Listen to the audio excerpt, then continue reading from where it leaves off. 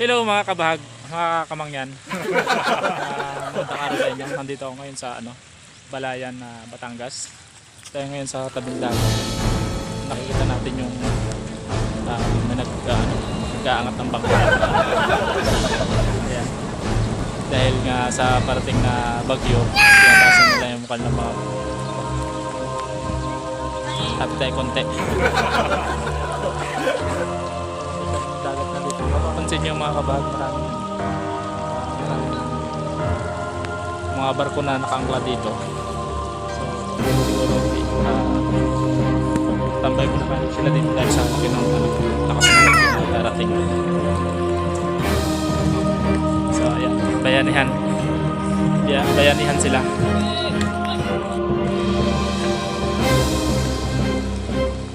Hello po sa inyo, sir. Gandang tanghali. Ano yan, sir? Paghanda sa paghanda na sa darating na bagyo. Para safe na. Anong barangay ito, sir? Yung niya? Sa pera na.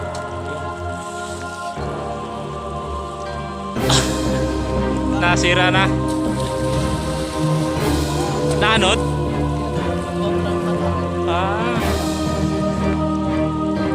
Kaya po yung barko na yan. Yan yung napadpad dito. Oh?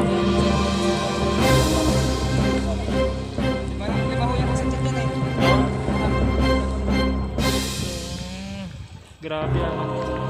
Eh ngayon, mas malakas daw ngayon yung si Ruli. Ano yata dito 3? 4?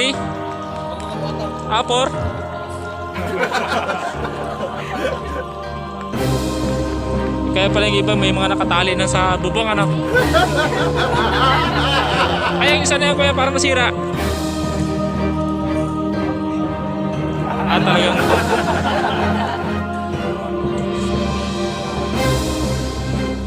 sino pong may-ari? Sa inyo po sensor? Nakakita mo yun. Laki pa naman.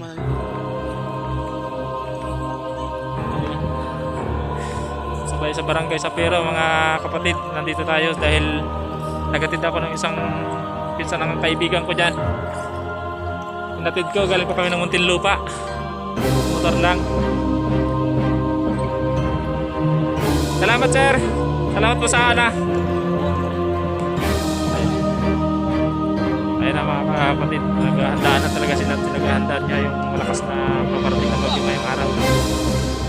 Dahil marami na itong bangka na padpad.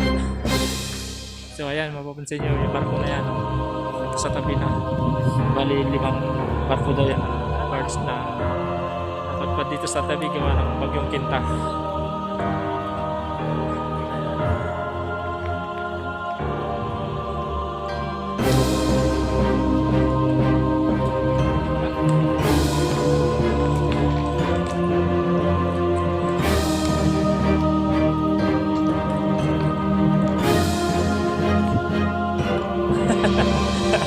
Malayo ka na, sir.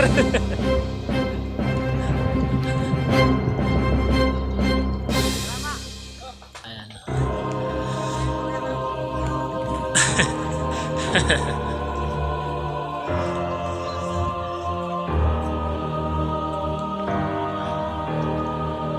Ayan yung ginagawa nila paghahanda, tinutukuran nila.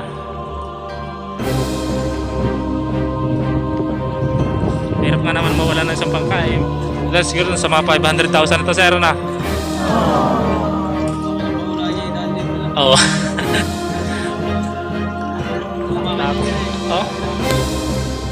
Grabe.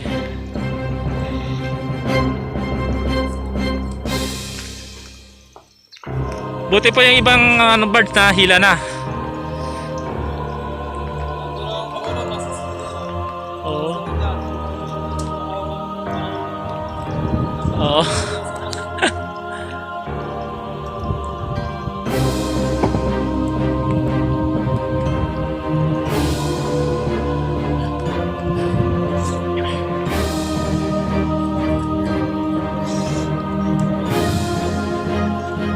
Salamat sa inyo, sir.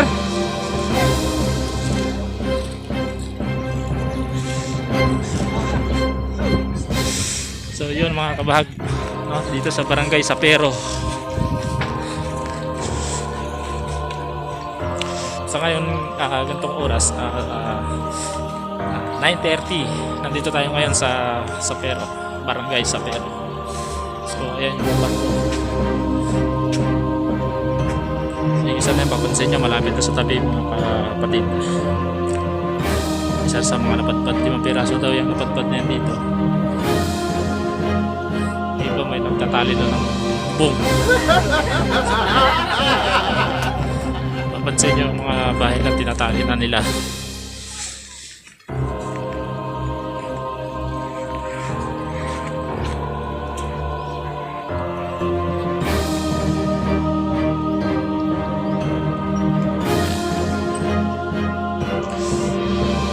Dagat dito kasi malalim lang bilang so sabi ko picture doon ang mga kabag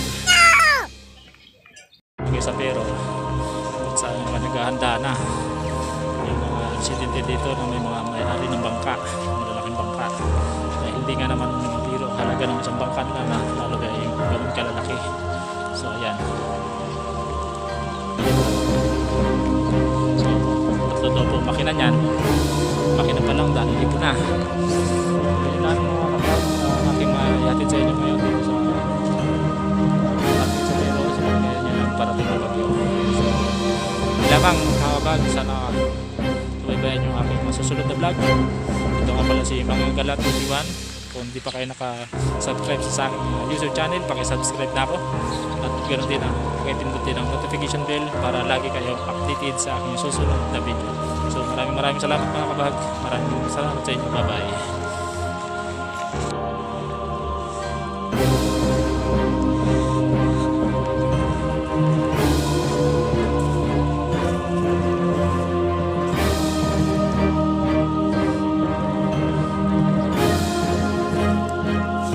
Yan, gusto ko.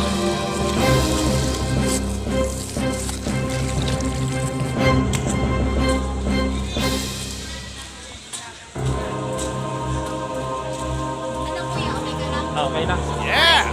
Di na. Pero pag motor ng busog.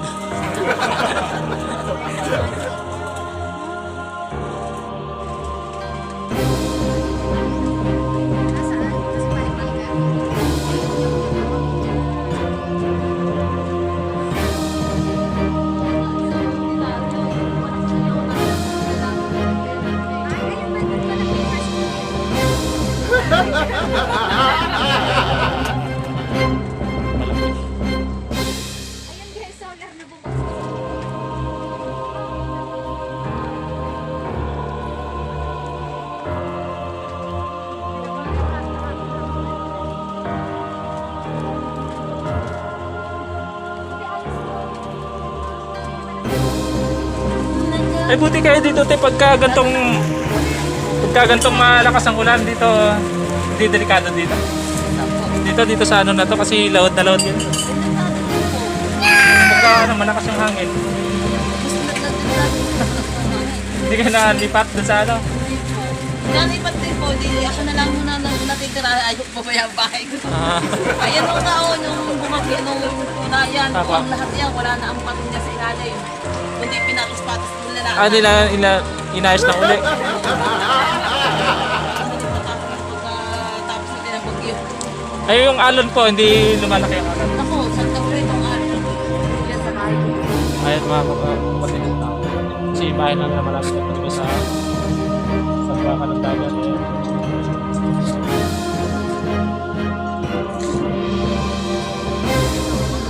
May solar kaya? Oo, pinapapaan ko lahat dahil sumaksibaw yan. Kung walang bagyo, sumaksibaw yan ng babaw. Yung kumasa ang sumaksibaw na mga nakahiga ako rin buti mo, hindi na ano na sore.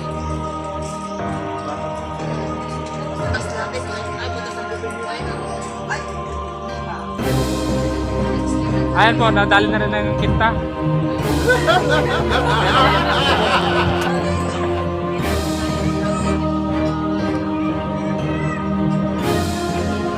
Sila mga kapatid.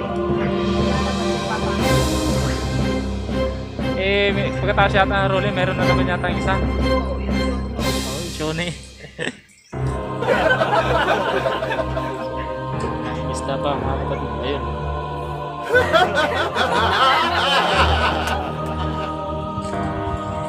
So yun lang. Bye-bye sa aking hinatid. And kaya ako nandito mga kapatid dahil hinatid ko si Jen. Hi! Yan, galing pa kami ng Muntinlupa. Hindi ka po muna kakain, kuya? Hindi na. So yun lang. Maraming salamat.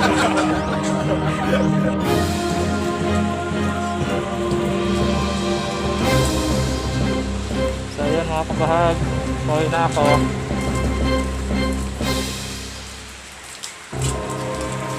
Ako ni Miss Jen. Ayan.